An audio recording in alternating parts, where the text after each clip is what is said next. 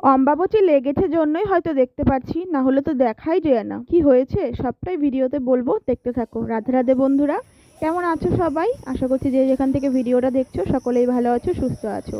তো যেটা বলছিলাম, অম্বাবচী লেগেছে জন্যই গাছ ভর্তি এত এত ফুল, না হলে সকালবেলা যে কোন চড়ে এসে ফুল চুরি করে নিয়ে যায় জানাই যায় না। এই আমাদের গাছের একটা ফুল, এটা নেওয়ার জন্য কত মানুষ যে পাগল হয়ে থাকে, শুধু সেটাই মানুষগুলোই জানে।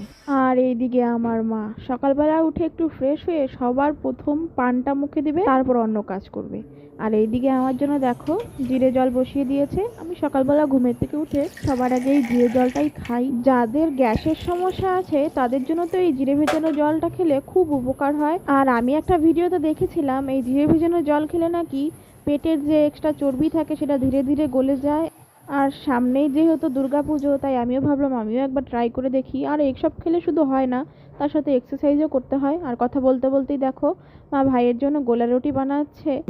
আমার ভাই প্রত্যেক দিনই এই গোলা রুটি দিয়ে সবজি দিয়ে খায়, নয়তো চা দিয়ে খায়। এটা ওর প্রত্যেক দিনই লাগবেই সকালবেলা করে। আর আমি এসব খাই না, আমি আর বাবা মিলে ভাত খাই আর মা চা খায়। আর আমি নিজের জন্য এদিকে ভাত বেড়ে নিয়েছি। আজকে মা ডিমের অমলেট আর ভাত বানিয়েছিল আমার জন্য, সেটা দিয়ে আমি খেয়েছি। আমার তো ডিম ভীষণ ফেভারিট, আমার ডিম হলে আর অন্য কোনো কিছু প্রয়োজনই পড়ে না। আমি ডিম সেদ্ধ, ভাজা, যেভাবে বলবে ডিম খেয়ে নিতে পারবো। কাঁচা খাই না, কিন্তু রান্না করে যেভাবে খুশি সেভাবেই খেতে পারি। ডিম আমার সব থেকে বেশি ফেভারিট।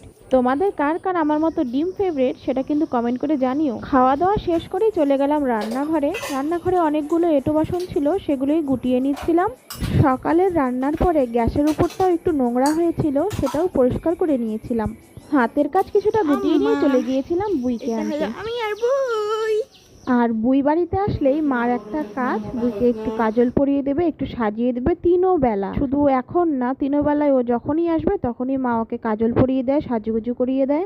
বুনুকে সাজানোর পরে মা চলে গিয়েছিল ঘর দুয়ার মুছতে। কালকে যেহেতু অমাবস্যা ছেড়ে দিয়েছে, সেজন্য আজকে অনেক কাজ ছিল। অনেক জামা কাপড় ধুতে হবে, ঘর দুয়ার ভালো করে পরিষ্কার করতে হবে, ঠাকুর ঘর পরিষ্কার করতে হবে, অনেক কাজ ছিল। আর এদিকে আমি চলে গিয়েছিলাম রান্নাঘরে। ভেবেছিলাম আজকে রান্নাটা আমিই করব, কিন্তু পরে মাই রান্নাটা করেছে। আর আমি এখন দেখো ভাত বসিয়ে দিয়েছি আর গ্যাসটা আবার একটু মুছে নিচ্ছিলাম। এটা আমার একটা স্বভাব, আমি রান্না করতে করতে গ্যাসটা 14 বার করে মুছি, 14 বার করে হাত ধুই। অন্যান্য কাজ করতে করতে হাঁড়ির জলটাও গরম হয়ে গেছিল, সেজন্য চালগুলো হাঁড়িতে দিয়ে দিলাম।